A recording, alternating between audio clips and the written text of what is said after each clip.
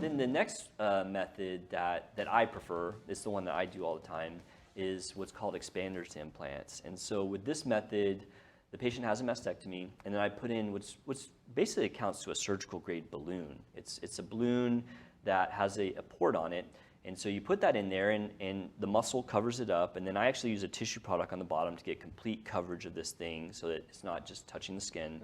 And then you put a drain in, you close the skin over it, and then you fill this thing out. And these expanders are shaped, let's see, where's the camera?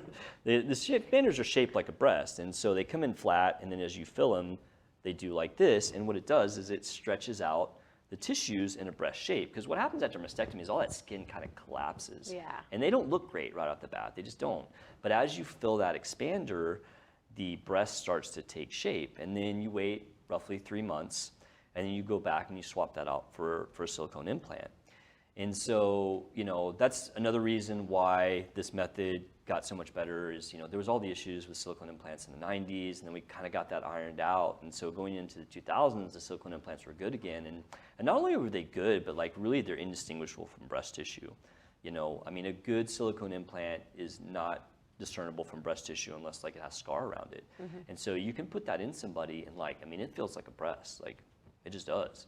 And you know, it's nice to have a little bit of tissue around it. And so, I mean, and we'll kind of tap on that in a minute, but yeah, that's my preferred method. And I'm gonna show pictures at the end after I go through them all, but you know, especially if you're able to do a nipple sparing mastectomy, I mean, I was cranking out reconstructions that if I showed them to you, you'd be like, that's a patient that came and had a breast aug.